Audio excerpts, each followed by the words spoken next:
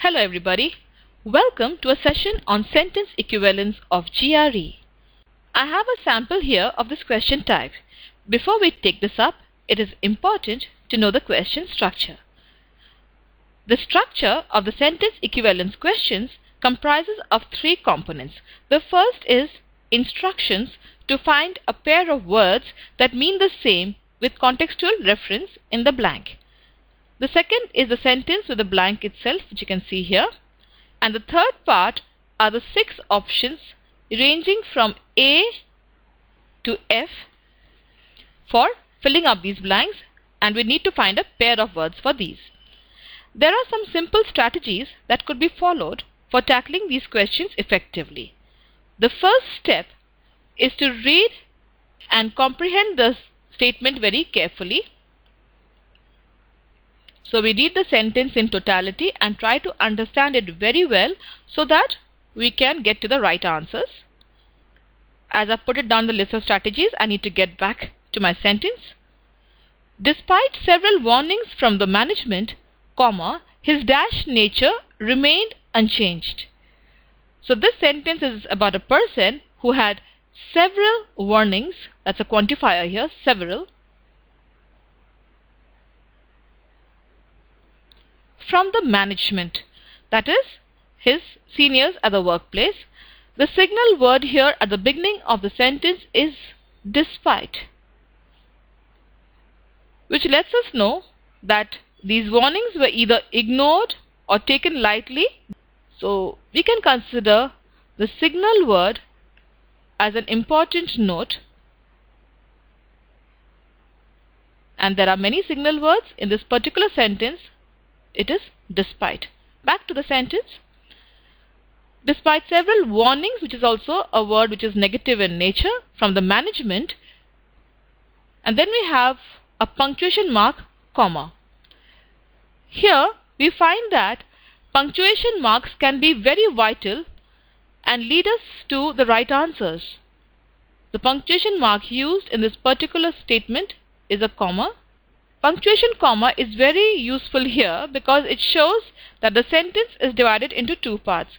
The first part of the sentence speaks about the role of the management or the action taken by the management, and after the comma, the subsequent part of the sentence speaks about the man's response to it, that is, it remains unchanged. So I've put this as 1 and 2 for better understanding.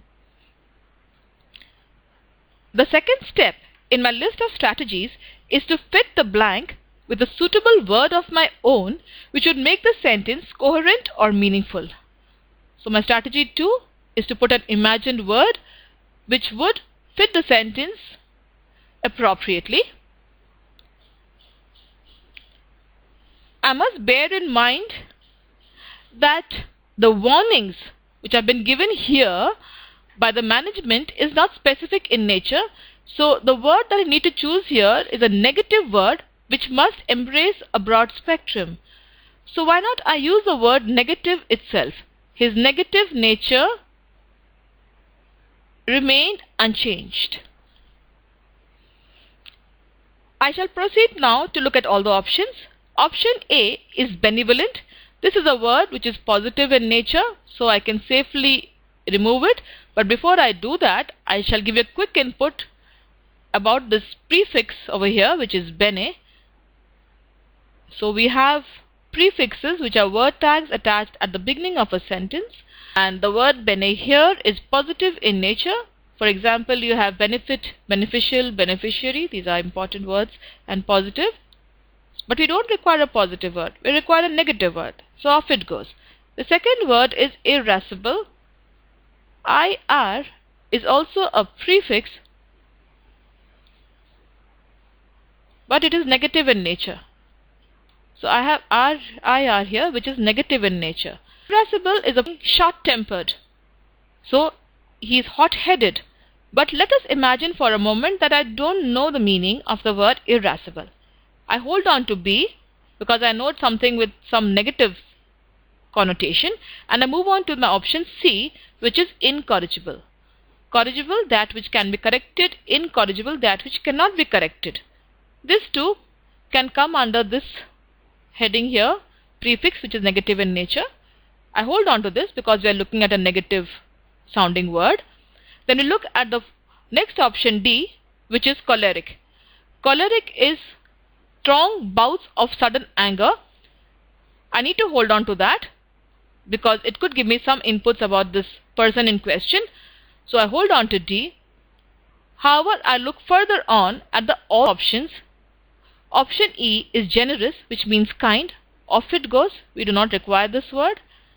And option F is amiable, which means friendly. This too is positive in nature. Let me put this down. Amiable.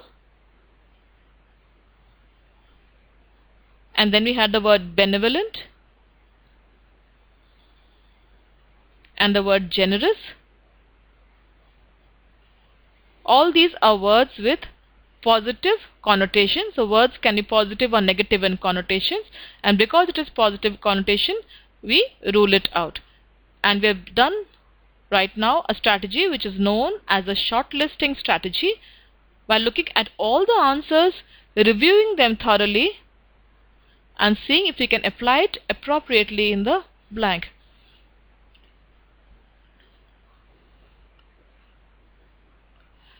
When I look at option C now, I find that incorrigible does not have a pair.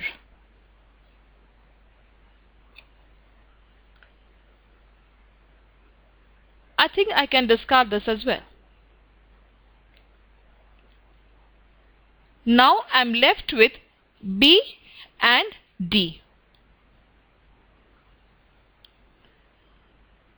Notice one thing, that if you find that you are confused between two words for a single choice that you have to make, it is wise to apply first one and then the other word in the sentence. Hence, I pick up that option which is more comprehensive, and you need to present the sentence in complete clarity. Also, a word like incorrigible did not have a pair, even though it seemed like a correct option, so I have eliminated it. I head towards my final selection, choice B and choice D. It's time to check the answers. Here we go. B and D, irascible and choleric.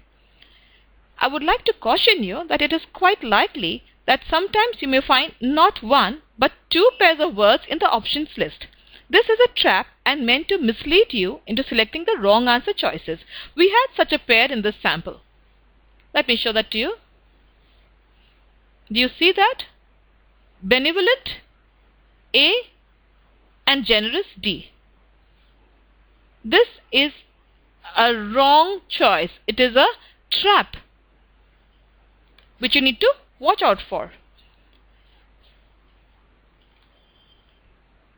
So I guess it would be a good idea to follow the method mentioned earlier of not looking at the options list first, but scrutinizing the sentence and choosing a word to fit the blank from imagination. Looking at the answer choices first may hinder you from having an open mind to look at every option. Another point that I would like to inform you about is that there is no partial credit if one of your answers is correct. Hence, it is imperative that you get both the answers right. The good news is that there is no negative marking, so please do attempt all the questions. You can crack the text completion questions, for which the fundamental rules are to start with a positive attitude. Brush up your vocabulary. As you can see here, I have created a glossary sheet. Vocabulary is the golden key to optimizing your GRE verbal score. I take this opportunity to wish you the best of luck in your GRE exams. I hope you enjoyed this training exercise on sentence equivalence. We offer live tutoring for GRE training. You may choose group tutoring or personal tutoring irrespective of the location in the globe you are in. Do visit our website www.greforyou.com for further information. Have a great day. Bye-bye.